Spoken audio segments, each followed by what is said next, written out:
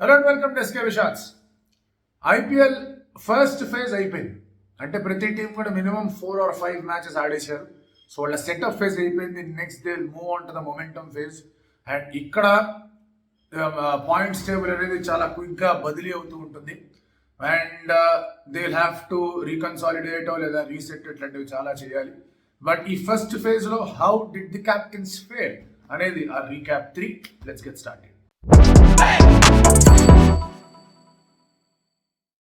Particularly captain stake ఎందుకు తీసుకున్నాను అంటే కనుక, when you're starting a tournament మీకు చాలా రిసోర్సెస్ కనిపిస్తాయి కొన్ని టీమ్స్కి అంత సాలిడ్ రిసోర్సెస్ ఉండవు. ఇంజరీ కారణంగా కొంతమంది మిస్ అయిపోవడమో, లేకపోతే ఆప్షన్ అంత బాగా జరగకపోవడమో, whatever the reasons are. So resources ఉండి ఆ టీం ఎలా పర్ఫామ్ చేసింది, రిసోర్సెస్ లేక ఆ టీం ఎలా పర్ఫామ్ చేసింది, and how did the captain fare in difficult situations అనేది యాక్చువల్గా ఈ సెటప్ ఫేజ్లో చాలా important. When you get on to the momentum phase quick changes అనేవి చేసుకోవాల్సిన అవసరం ఉంది, especially the teams which are not doing that well. అలాగే ఏ టీమ్స్ అయితే బెటర్గా చేస్తూనే ఆ టీం అలాగే కన్సాలిడేట్ చేసుకుంటూ ముందుకెళ్లాల్సిన అవసరం కూడా కనిపిస్తుంది. Few captains have been very impressive, few captains have been very ordinary. And each team గురించి వాళ్ళ క్యాప్టెన్ గురించి మాట్లాడుకుందాం. Firstly if you observe, some captains have inspired a lot with their performance and వాళ్ళనే thumbnail-లో పెట్టడం అనేది జరిగింది. Bapu Axar Patel with his bat, ball and fielding వేరే లెవెల్లో అతను కాంట్రిబ్యూట్ చేశాడు. రజత్ పతిదార్ అతను కూడా ద 2 matches ఆర్సీబీ లాస్, అతని కాంట్రిబ్యూషన్ కొంచెం తక్కువగా ఉంది. అదర్వైజ్ గెలిచిన అన్ని మ్యాచ్లు అతని contribution has been immense. So Rajat Patidar అక్కడ ఉన్నాడు. Shreyas Iyer same. First 2 matches he was too good. ఆ తర్వాత 2 matches బ్యాటింగ్తో పర్ఫామ్ చేయకపోయినా against CSK his bowling changes are top notch. So అందుకే శ్రేయస్ అయ్యర్ ఉన్నాడు. గిల్ అతనికి ఆ బౌలింగ్ రిసోర్సెస్లో ఉన్న ఒక బలాన్ని బాగా వాడుకోవడం, బ్యాటింగ్లో ఏదైతే ఉందో లిమిటెడ్ రిసోర్సెస్లో కూడా సాయి అండ్ అలాగే బట్లర్ మీద నిలవడం, ఒక మ్యాచ్ అతనే బాగా ఆడడంతో అతను కూడా ఉన్నాడు thumbnail-లో. There is another captain was inspired a lot. And అతని బ్యాట్ నుంచి ఏమాత్రం రన్స్ రాల. జరిగిన అన్ని మ్యాచ్ల్లో కూడా Rishabh Pant has failed as a batter. But as captain అతనుకున్న వెరీ లిమిటెడ్ రిసోర్సెస్ని అతను చాలా బాగా వాడుకున్నాడు. Only 5 bowlers. ఒకటి ఏంటంటే నికోలస్ పూరన్ మార్ష్ బాగా పెద్ద స్కోర్ అనేది ఇవ్వగలిగారు. 200+ స్కోర్ అనేది వచ్చింది. అటువంటి స్కోర్స్ని డిఫెండ్ చేసుకోవడంలో చాలా సామర్థ్యం చూపించాడు, అందులో ఎటువంటి డౌట్ లేదు. So Rishabh has been a very good captain in marshalling the resources because runs ఉన్నాయి అతని దగ్గర. ఐఎమ్ నాట్ షూర్ ఆ రన్స్ లేకపోతే కనుక క్యాప్టెన్సీ ఏమైనా పనికి వస్తుందని చెప్పలేను నేను, అందుకే అతను thumbnail-లో లేడు. బట్ ఉన్న రిసోర్సెస్ని బాగా వాడుకోవడంలో హీ హాస్ బిన్ సక్సెస్ఫుల్. కానీ నాకు the kind of teams that SRH, CSK and Mumbai had, the kind of results they got అనేది మాత్రం చాలా దారుణంగా కనిపించింది with whatever has happened with them. And ఆ ఒక ఆస్పెక్ట్లో అయితే definitely the disappointment will be there. If you look at Pat Cummins has been disappointing as captain. దానికి కారణం కూడా చెప్తా. ఎస్ఆర్హెచ్ దగ్గర arguably they have the very strong team. In fact top 2 strong teams ఏమైనా ఉన్నాయంటే కనుక అందులో ఎస్ఆర్హెచ్ ఖచ్చితంగా ఉంటుంది. But why are they not performing? Team selection సరిగా లేకపోవడం, టాక్టిక్స్ సరిగా లేకపోవడం. మీకు ఫస్ట్ 3 matches మీరు అబ్జర్వ్ చేస్తే కనుక ఫస్ట్ మ్యాచ్ ఎలాగో టాక్టిక్స్తో పని లేదు, 286 కొట్టారు. సెకండ్ మ్యాచ్లో 190 పెట్టుకుని కూడా డిఫెండ్ చేయలేకపోయారు. Where they had the likes of Shami, Harshal Patel and Pat Cummins. ముగ్గురు పెట్టుకొని చేయలేకపోయారు. అండ్ కమిన్స్ పవర్ ప్లేలో బౌలింగ్ ఆ మ్యాచ్లోనే చేయలేదు, ఢిల్లీకి అగేన్స్ట్గా మ్యాచ్లోనే చేయలేదు. The target was only 160. So tactically Cummins చాలా పూర్గా ఉన్నాడు. అతని పర్ఫార్మెన్స్ కొంచెం అంతంత మాత్రంగానే కనిపించింది. కొన్ని మ్యాచ్లో చాలా బాగా పర్ఫార్మ్ చేశాడు. Especially against LSG he was only wicket taker. కేకేఆర్కి అగేన్స్గా మ్యాచ్లో ఈ gave away runs, but power ప్లేలో బౌలింగ్ వేసాడు. తర్వాత మళ్ళీ జీటీకి అగేన్స్గా పవర్ ప్లేలో బౌలింగ్ వేసాడు, which is an important aspect. అతను పవర్ ప్లేలో బౌలింగ్ చేయడం. షమి రిథమ్ అనేది పూర్తిగా రాలేదు. షమి రిథమ్ అటు ఇటు అయిందంటే కనుక definitely there are issues. And ఇంకొక ఆస్పెక్ట్ ఏంటంటే రాహుల్ చహర్ ఎవరైతే చాలా ఎకనామికల్ బౌలరో, స్పిన్నరో, ఇండియన్ స్పిన్నరో, అతనికి ఇప్పటిదాకా మ్యాచ్ కూడా దొరకల. అండ్ సిమర్జిత్ని 6th over వేయించడం, ఇటువంటి టాక్టికల్ ఫ్లాస్ ప్యాట్ కమిన్స్ దగ్గర కనిపించాయి. You move on to Hardik Pandya. I think Hardik Pandya టాక్టికల్గా అంత ఫ్లాస్ ఏమీ చేయలేదు. ఎవరో ఒకళ్ళు ఆ టీంలో హ్యాండ్ ఇస్తూ వచ్చారు. బోల్ట్ దగ్గర నుంచి ఆశించిన స్థాయిలో పర్ఫార్మెన్స్ రాలేదు. ఒక మ్యాచ్లో తిలక్ ఆడలేకపోయాడు, ఒక మ్యాచ్లో సూర్య ఆడలేకపోయాడు. అండ్ టాప్ 3 ఒకళ్ళనొకళ్ళు సపోర్ట్ చేసుకోవడానికి ఆ టాప్ 3 ఉన్నారు. రేన్ రికిల్టన్ ఒక మ్యాచ్లో కొట్టాడు, బట్ మిగతా ఇద్దరు they have been failing continuously, Rohit కానీ విల్ జాక్స్ కానీ. So somehow the team has not gelled well in terms of performances. అతని దగ్గర కొన్ని తప్పులు ఉన్నాయి. వేర్ విఘ్నేష్ పుత్తూర్ని కొంచెం బెటర్గా వాడుండాల్సింది అగేన్స్ట్ ఆర్సీబీ మ్యాచ్. ఆ తర్వాత ఎప్పుడైతే లియామ్ లివింగ్స్టన్ వికెట్ పడిందో ఆ 16th 17th over bolt and Hardik వేయకుండా one of the overs Bumrah వేసుంటే బెటర్గా ఉండేదని నాకు అనిపించింది. సో ఇటువంటి చిన్న చిన్న టాక్టికల్ ఫ్లాస్ హార్దిక్ పాండ్యా నుంచి కనిపించాయి, కానీ otherwise Mumbai as a batting unit did not perform. ఒక హోల్ కలెక్టివ్ బ్యాటింగ్ యూనిట్గా ముంబై ఇండియన్స్ పర్ఫామ్ చేయలేకపోయింది. And Hardik in terms of trusting spinners ఇంకొంచెం జాగ్రత్త పడాల్సిన అవసరం ఉంది అక్కడ. He is not trusting spinners, same like Pat Cummins never trusted spinners. 3-4 ఓవర్లు వేయించాడు వాళ్ళ చేత. అలాగే విఘ్నేష్ పుత్తూర్ ఎవరైతే వికెట్ కూడా తీశాడో హీ కూడా risk another over with him ఏమో అని అనిపించింది, ఎస్పెషలీ ఆ బెంగళూరు మ్యాచ్లో. ఎల్ఎస్జీకి అగేన్స్ట్గా మ్యాచ్లో it was unfortunate that Boult కానీ వీళ్ళందరూ కానీ బాగా రన్స్కి వెళ్ళిపోవడం. సో ఇలాంటి సమస్యలు అక్కడ ఆ టీంకి ఉన్నాయి. చెన్నై సూపర్ కింగ్స్కి వచ్చేసరికి క్యాప్టెన్ మారిపోయాడు, బట్ ఉన్నంతలో దేర్ హ్యావ్ బిన్ ఫ్లాస్. కంటిన్యూస్గా అశ్విని పవర్ ప్లేలో వేయించడం అవన్నీ ప్రీసెట్ ప్లాన్స్. ముంబై ఇండియన్స్ కూడా ప్రీసెట్ ప్లాన్స్ అవన్నీ. స్ట్రాటజికల్ టైం అవుట్ తర్వాత వచ్చి ఇలా వేయాలని చెప్పేసి డిసైడ్ అయిపోవడం. ఎస్ఆర్హెచ్ కూడా ప్రీసెట్ ప్లాన్సే. అండ్ అలాగే ఇక్కడ కూడా సిఎస్కే కూడా ప్రీసెట్ ప్లాన్స్ ఉన్నాయి. I think preset plans work out కావు in modern day T20. You have to be ahead of your planning. ఆ ahead of your planning CSK కూడా లేదు. అదే టెంప్లెట్తో వెళ్ళడం, 10 రన్ అయిందా అక్కడ తీసుకొని రావడం, పవర్ ప్లేలో వీళ్ళతోనే వెళ్ళడం అండ్ గేమ్ని వదిలేయడం. ప్లస్ వాళ్ళ బ్యాటింగ్ యూనిట్ అనేది, ఆ బ్యాటింగ్ ఆర్డర్ అనేది సరిగా సెట్ చేసుకోలేదు వాళ్ళు. ఫీల్డింగ్ దారుణంగా చేశారు. సో ఇటువంటి ప్రాబ్లమ్స్ ఉన్నాయి. అండ్ రుతురాజ్ ఆల్సో అతని captaincy game was not that great. Last year actually he's been a good calm captain.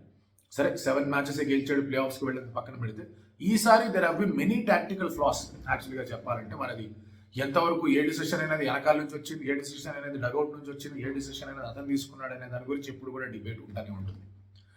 Ajinkya Rahane విషయానికి వచ్చేస్తే కనుక ఆ వికెట్ మీద వాళ్ళ బాధని, వాళ్ళ కోపాన్ని కూడా వ్యక్తం చేశారు. మాకు కావాల్సిన సపోర్ట్ మాకు రావట్లేదని.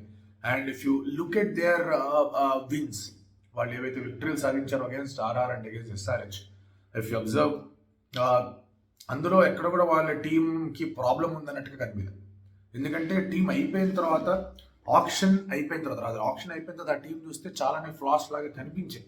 ఎందుకంటే వెంకటేష్ నెంబర్ 5లో ఆడతాడా, అదేంటి are you pushing him down, Rahane 3లో ఆడితే ఎట్లా సెట్ అవుతుంది, ఇలాంటివన్నీ డౌట్స్ అనేవి కనిపించాయి. కానీ ఆ డౌట్స్ రాకుండా మాత్రం బాగానే మేనేజ్ చేసుకున్నారు KKR, for which they need to be applauded.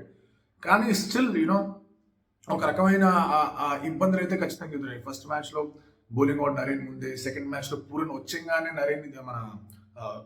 Pooran రాగానే వరుణ్ని తీసుకురాకుండా పూరన్ని సెటిల్ అయిన తర్వాత వరుణ్ని తీసుకొని రావడం, ఇలాంటి కొన్ని ఫ్లాస్ కనిపించాయి. But the team it self కొంచెం ఎగుడు దిగుడుగా ఉంది ఆ టీం. సో పూర్తిగా అజింక్య రహానే కారణం అని చెప్పడానికి లేదు. In fact Rahane has done well ఆ యూనిట్ని హోల్డ్ చేయడానికి. సో ఆ విషయంలో మాత్రం రహానే డిడ్ వెల్. పర్ఫార్మెన్స్ అనేవి ఎగుడు దిగుడుగా అవుతూనే ఉంటాయి కేకేఆర్ టీంకి. సంజు శాంసన్ గురించి పెద్దగా చెప్పడానికి లేదు, బికాస్ అతను ఫస్ట్ 3 మ్యాచ్లు క్యాప్టెన్సీ చేయలే. ఆ తర్వాత మ్యాచ్లు చూస్తే కనుక అగేన్స్ట్ పంజాబ్ పెద్ద స్కోర్ వచ్చింది and then he gelled well. అతని టాక్టిక్స్, అతని టీమ్మేట్స్ అందరూ కూడా బాగా హెల్ప్ చేశారు. నెక్స్ట్ గేమ్ విషయానికి వచ్చేస్తే కనుక ఇంకా ఆ టీం పెద్ద స్కోర్ అనేది చేసి చేయడంలో ఫాల్టర్ అయిపోతూ వచ్చారు. సో సంజు పూర్తిగా చెప్పలేము, but still Sanju's inputs were there first 3 మ్యాచ్ల్లో కూడా. బట్ అక్కడ ఎగుడు దిగుడుగా సంజు క్యాప్టెన్సీ ఉందని చెప్పడానికి ఇట్స్ ఓన్లీ 2 మ్యాచెస్. సంజు గురించి పూర్తిగా మనం చెప్పలేం. But Ajinkya did well to hold the team. ఋతు, ప్యాట్ అండ్ అలాగే హార్దిక్ కొంచెం అటు ఇటుగా ఉన్నారు. అండ్ రిషబ్ పంత్ గురించి మనం మాట్లాడుకున్నట్టుగానే the kind of reliance on his batters ఏదైతే ఉందో అది కొంచెం ఎక్కువగా ఉంది. Once the batters fail, batters కనుక 170కో 160కో వాళ్ళు కనుక వాళ్ళ ఇన్నింగ్స్ కనుక ఆగిపోయిందంటే that is where Rishabh will have huge problems. అందుకే రిషబ్ పంత్ ఆల్దో ఈ సెట్ మేము చేస్తాం, మా బ్యాటింగ్ మా స్ట్రాంగ్ ఫోర్టే అని. But I think batting strong forte కాబట్టి LSG should always look to bat first and then టార్గెట్ని defend చేసే ప్రయత్నం చేయాలి. వాట్ ఈస్ విత్ శార్దుల్ కానీ, ఆవేష్ కానీ, ఆకాష్ కానీ, దిగ్వేష్ కానీ, బిష్నాయ్, ప్రిన్స్ వస్తే ప్రిన్స్, ఈ బౌలింగ్ చేంజెస్ అనేవి రిషబ్ పంత్ చాలా సాలిడ్గా చేశాడు. అదే బౌలింగ్ చేంజెస్ విషయంలో Shreyas Iyer has been top notch bowling changes విషయంలో. Especially if you observe against first match జీటీకి అగేన్స్ట్గా వైశాఖ్ విజయ్ కుమార్ని తీసుకొచ్చి ఒక టాక్టికల్ ప్లాయ్ లాగా అతను వాడడం. అలాగే అక్కడ మీకు తర్వాత ఫర్గ్యూసన్ అండ్ అలాగే హర్షదీప్ని అగేన్స్ట్ చెన్నై సూపర్ కింగ్స్ తీసుకొని రావడం. So Shreyas tactically has been the brilliant captain అనిపించింది నాకు. గిల్కి బౌలింగ్ రిసోర్సెస్ చాలా ఎక్కువగా ఉన్నాయి. So it is not something that you was having a problem with. మీరు కుల్వంత్ కేజ్రీవాల్ అయినా తీసుకొని రావచ్చు, వాషింగ్టన్ సుందర్ అయినా తీసుకొని రావచ్చు ఇంపాక్ట్లో.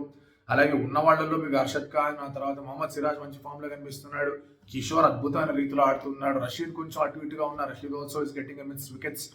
సో అక్కడ బౌలింగ్ పరంగా శుభ్మన్ గిల్కి నిజమైన సమస్య రాలా. బ్యాటింగ్ పరంగా టాప్ 3 మీద ఎక్కువ రిలే అవుతున్నారు. బట్ ఒక మ్యాచ్లో సుందర్ బాగా ఆడడం, ఒక మ్యాచ్లో షారుఖ్ బాగా ఆడడం, అన్ని మ్యాచ్ల్లో ఈ టాప్ 3లో ఎవరో ఒకళ్ళు బాగా పర్ఫామ్ చేయడం అనేది గిల్కి బాగా కలిసి వచ్చే ఒక అంశం.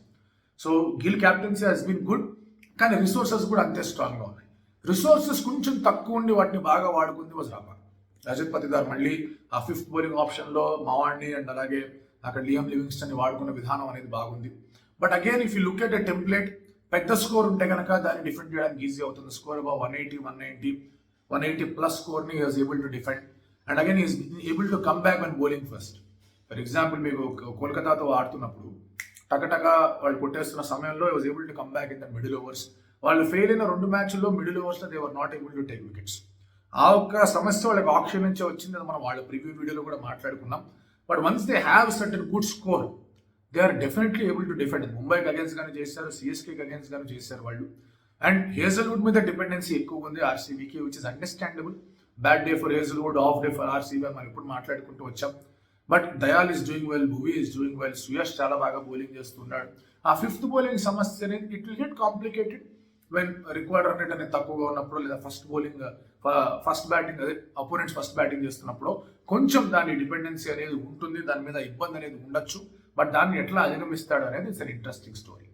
Right now if you see Delhi, Punjab, తర్వాత Delhi, GT, Punjab and RCB are doing well. And ఈ నెక్స్ట్ ఫేజ్లో you can see a mid table turn around జరగచ్చు. For example team like LSG it does well, suddenly 2-3 మ్యాచ్లు వాళ్ళు గెలిచారంటే అక్కడ ఒక ఛాన్స్ ఉంటుంది. KKR వాళ్ళు 2-3 మ్యాచ్లు గెలిచారంటే అక్కడ ఛాన్స్ ఉంటుంది. RR will have to pull things up. CSK, SRH, Mumbai for the teams that they have got, వాళ్ళకి ఇబ్బందులు వాళ్ళకు ఉన్నాయి. ఆ ముగ్గురులో ఎవరన్నా కూడా ఒక సాలిడ్ కంబ్యాక్ ఇచ్చే ప్రయత్నం చేసినా కూడా తారుమాలే అవకాశాలు కనిపిస్తూ ఉంటాయి. సో సెట్ అయిన teams are these 4 along with LSG with their tactical ఏవైతే లిమిటేషన్స్ ఉన్నాయో దానికి తగ్గట్టుగా టాక్టిక్స్ డిజైన్ చేయడంలో రీసెట్ కొట్టాల్సిన బాటమ్ 3 ఉన్నాయి. ఈ మధ్యలో ఉన్న టీమ్స్ కాస్త కన్ఫ్యూజన్లో ఉంటాయి. They need a win. KKR needs a win, RR needs a win. ఈ 2 టీంలకి కాస్త ఆ విక్టరీ అనేది వచ్చిందంటే they will feel much stronger. So చూద్దాం. రీక్యాప్ 4 అనేది ప్రాబ్లీ నెక్స్ట్ ఇంకొక 5-6 మ్యాచ్లు అయిపోయిన తర్వాత, రాదర్ ప్రతి టీం ఒక 3-4 మ్యాచ్లు ఆడిన తర్వాత మళ్ళీ మనం మాట్లాడుకోవచ్చు with in gap of 10 days. మీరేమనుకుంటున్నారు క్యాప్టెన్సీ టేక్ గురించి?